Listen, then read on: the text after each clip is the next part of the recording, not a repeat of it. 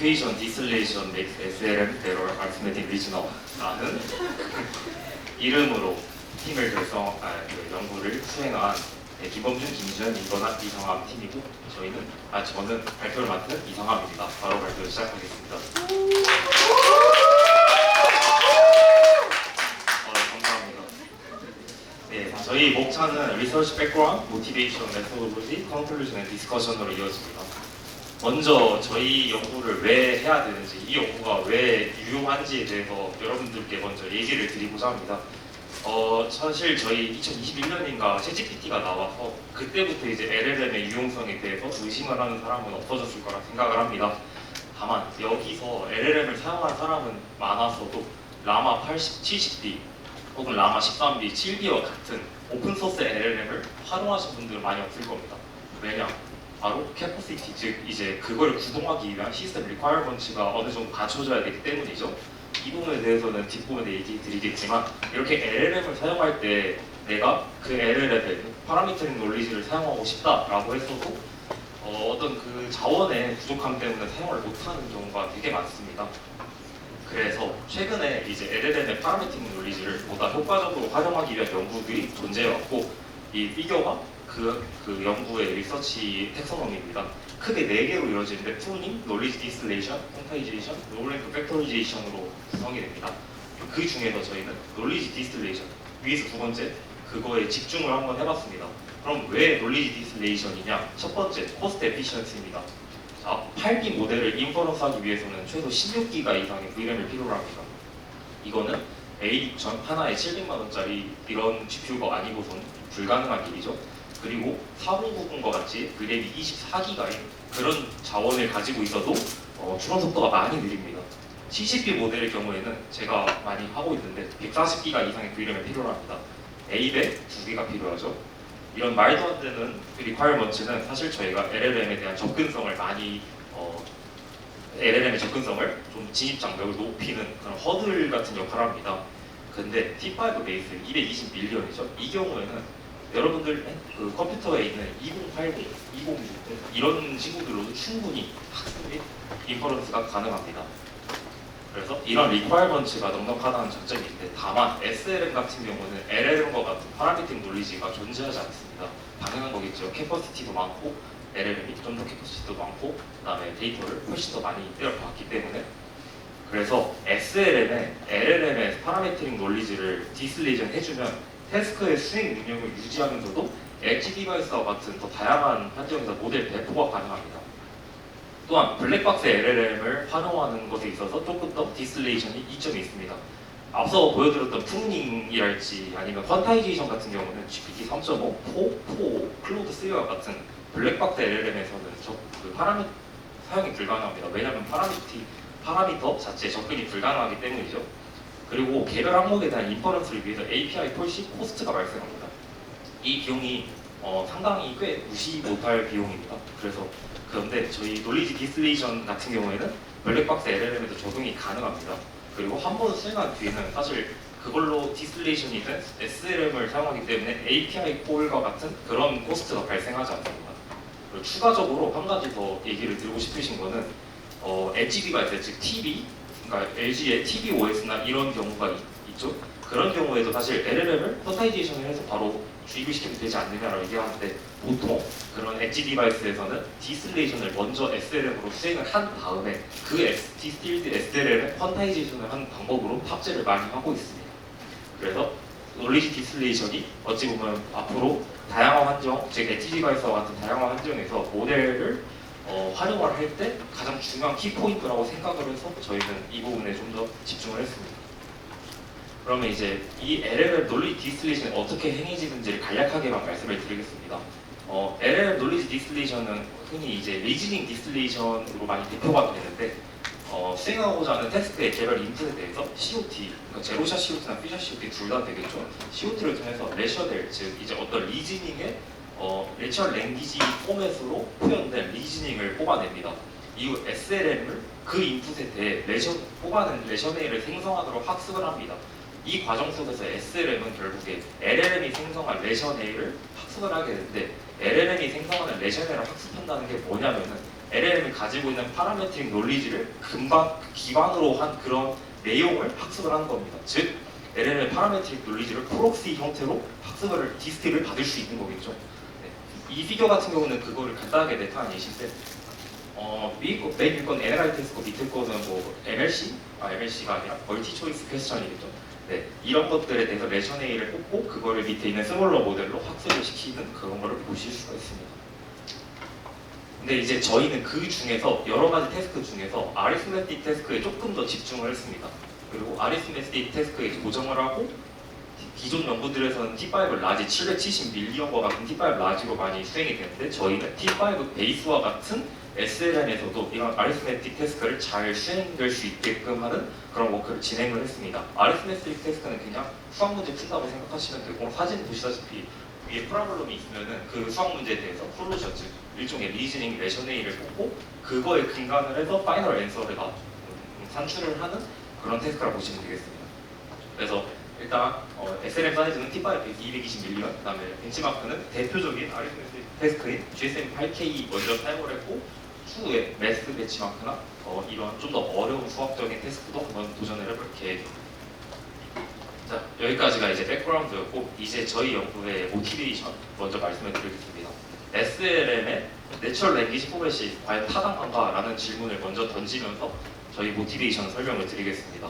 기존 연구에서는 LLM으로 아리스메틱 태스크에 대해서 내추럴 랭귀지 포맷 레션 A를 생성을 하고 이를 활용해서 SLM을 생성했습니다.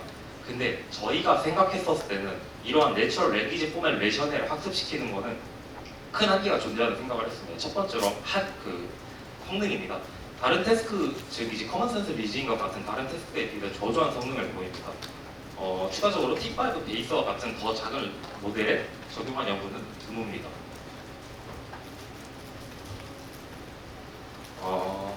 네. 그리고 다음으로 이제 레션 A를 생성하는데 되게 다양한 코스트가 발생을 합니다. 이제 LLM KD 같은 경우는 한 인풋에 대해서 다양한 레션 A를 학습하는 것이 중요합니다. 이는 아래 예시를 같이 보시면 되는데 범준이의 사과 한 개와 건아의 사과 한 개를 더하면 2개이다. 주연이의 감자 한 개와 성한이의 감자 한 개를 더하면 2다. 결국 1 더하기 1은 2라는 같은 정보를 다르게 표현하는 건데 이런 것들에 대해서 좀 통달게 학습이 되지 않으면 사실 SLM이 또 이 두 가지를 받았을 때 결국 같은 정보라고 인식을 못하고 다르게 해석하는 경우가 발생합니다. 그래서 보통은 이제 다양한 레션을 많이 생성을 하는데 이때 코스트가 많이 발생합니다. 그래서 이런 문제가 있다고 저희는 판단을 했습니다. 그래서 저희의 연구의 메인 클레임인데 이를 해결하기 위해서 본 연구에서는 이퀘이션 원리 포맷을 제안합니다. 이퀘이션 원리 포맷은 아래와 같은 장점이 존재합니다. 첫 번째로 서치 스페이스가 작아집니다. 자, SLM은 기본적으로 T5 베이스와 같은 220밀리언과 같은 작은 모델을 이야기하는데 당연하게도 70B, 8B의 LLM에 비해서 담을 수 있는 논리지, 즉 캐퍼시티가 매우 작습니다. 따라서 같은 정보에다 표현 방식이 아까 예시 보셨듯이 표현 방식이 다양한 내추럴 랭귀지 포맷 생성 시에 앰비기티가 높을 수밖에 없습니다. 수식의 경우에는 근데 이와 반대로 수식의 경우에는 사실 한 정보를 담는 포맷은 1대1 대으로 유일합니다. 그래서 앰비기티가 상대적으로 낮을 수밖에 없습니다. 자, 예시를 다시 한번 볼게요. 범준이 사과, 건아 사과, 주연 감자, 성원 감자 이거 결국 1 더하기 1이랑 1 더하기 1은 2라는 포맷으로 정보의 통일이 됩니다. 정보의 표현 방식의 통일이 됩니다. 그러면 이제 이것만 생성을 하면은 애초에 토큰 수 자체도 숫자 토큰과 기호 토큰만 생성을 하면 되기 때문에 서치 스페이스도 작기 때문에 디코딩 디피컬티도 낮아지고 앰비기티도 낮아지는 그런 장점이 있을 거라고 저희는 가설을 세웠습니다. 두 번째로 다양한 레션 A이 필요하지 않습니다. 이제 이거는 앞서 말한 거랑 유사한 거긴 한데 다양한 내추럴 랭귀지 포맷 같은 경우는 다양한 거에 대응하기 위해서 여러 개를 뽑아야 되는데 이거는 사실 특정 정보를 나타내는 포맷이 하나이기 때문에 다양한 레션 A를 생성할 필요가 없습니다. 즉 레션 A를 생성할 때 코스트가 작아진다는 거겠죠. 그래서 실험을 돌려봤습니다. 위에가 내추럴 랭귀지 포맷이고 밑에가 이퀘이션 원리 포맷인데 이퀘이션 원리 포맷이 T5 라지에서도 성능 향상이 있는 걸 확인을 했고 특히 T5 베이스와 같은 SLM에서도 성능 향상이 있는 것을 저희는 확인을 했습니다. 그래서 이퀘이션 원리 포맷이 조금 더 효과적인 그런 아리스메틱 리즈닝을 담는 그런 포맷이라고 저희는 결론을 내렸습니다. 이후에 이제 이거를 좀 더 성능을 끌어올리기 위해서 저희는 다양한 방법론을 제안을 해보고 실험을 해보고 기각할 건 기각하고 억셉할 건 억셉을 했습니다. 세 가지로 제안을 드리고자 하는데 첫 번째는 리버스 이퀘이션이고 두 번째는 이퀘이션 어웨어 트레이닝 메소드 즉 이트라고 하고 이퀘이션 텍스트 얼라이먼트 ETA 메소드 이렇게 세 가지를 제안하고자 합니다. 먼저 이 리버스 이퀘이션부터 말씀을 드리겠습니다. 리버스 이퀘이션의 모티베이션은 최근 연구가 많이 되고 있는 LLM의 셀프 이밸류, 셀프 어세스먼트에서 기인을 했습니다. 자, 위에 보시면 what is 9 더하기 20 이러고 리저트를 뽑습니다. 그리고 LLM이 그 자기가 생성한 리저트를 다시 인풋으로 받아서 그 정답에 대해서 스스로 평가를 하고 그게 틀렸으면 틀려도 틀리고 정답은 이거다라고 하고 맞으면 그냥 맞다고 그냥 파이널 앤서로 보내버립니다. 그래서 이렇게 어세스먼트를 하는 장점은 성능이 좀 더 높아지고 페이스플리스 이런 게 좀 높아진다는 그런 연구 결과가 있습니다.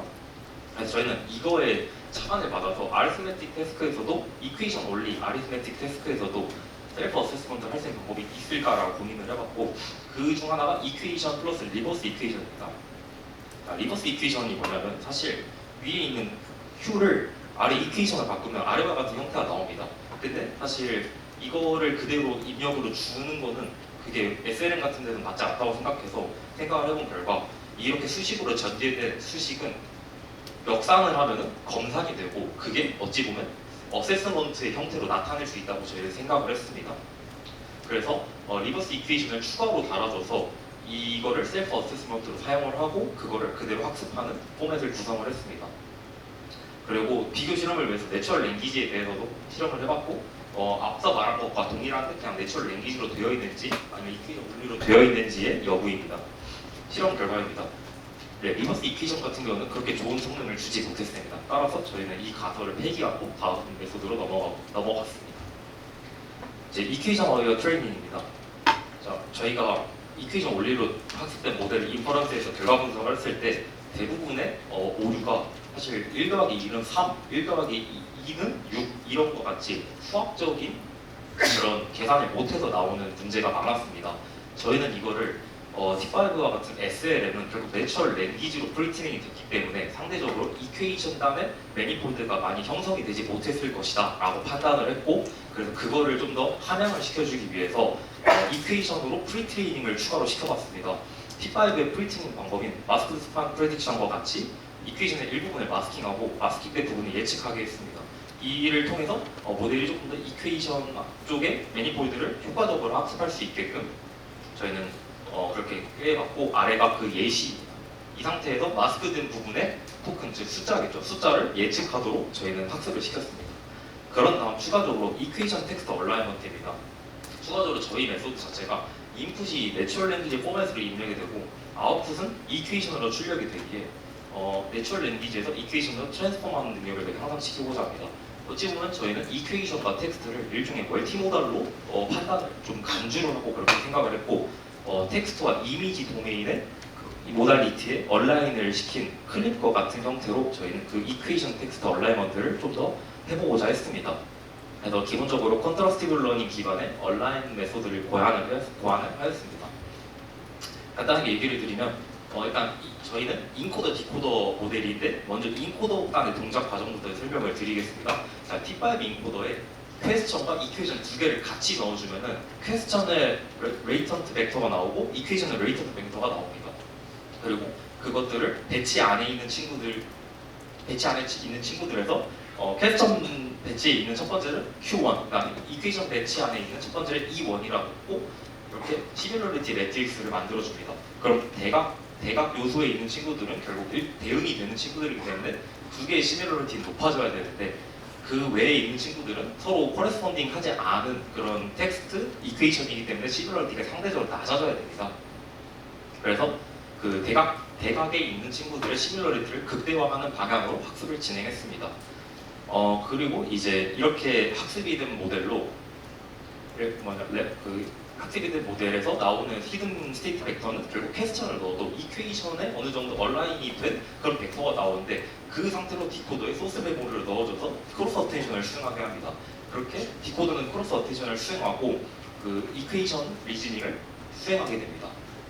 그래서 저희는 학습을 실기 때 멀티태스크로 진행을 했고 이 인포 NC가 금방 말씀드린 얼라이먼트로 쓰고 이게 그냥 일반적인 시퀀투 시퀀스 로스인데 그거 두 개를 합쳐서 새로운 로스톱을 만들고 그걸 통해서 멀티태스크 트레이닝을 수행을 했습니다. 근데 이제 다만 문제가 있습니다. 이런 컨트라스트 러닝 같은 경우에는 인배치 네가티브를 수행하기 때문에 배치 크기가 커져야 성능이 늘어난다는 그런 연구 결과가 되게 공공연하게 퍼져 있습니다. 그래서 이제 저희가 사실 지금 사용할 수 있는 GPU가 A6000, 난 A100도 있긴 한데 그거는 많이 사용을 못해서 A6000으로 하고 있는데 그걸로도 128 이상 배치를 사용하기 어렵습니다. 그래서 추후에 A100에 대한 사용성이 떨어지면 A100으로 좀 라지 배치로 학습을 시켜서 좀 더 나은 결과를 도출하고자 합니다. 그리고 이 자체가 학습 시간이 엄청 오래 걸리기 때문에 지금 최종 결과는 아직 나오지 못한 상태입니다. 다만 지금 1DB 상으로 스텝별 밸리드 어큐러시를 이제 구할 수가 있는데 위에가 저희가 말씀드린 EAT와 ETA 메소드를 적용한 방법이고 밑에 주황색이 이퀘이션 올리고만 트레이닝을 했을 때 결과입니다. 초반부에는 사실 로스텀이 많아지고 그다음에 좀 더 잠시만요.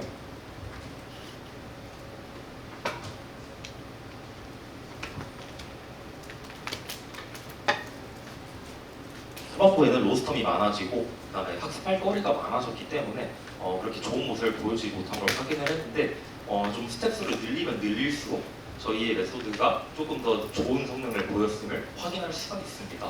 그래서 저희는 이 부분에 대해서 파라미터 하이퍼 파라미터 튜닝 그리고 배치 사이즈를 키워가면서 실험을 계속 진행을 할 계획입니다.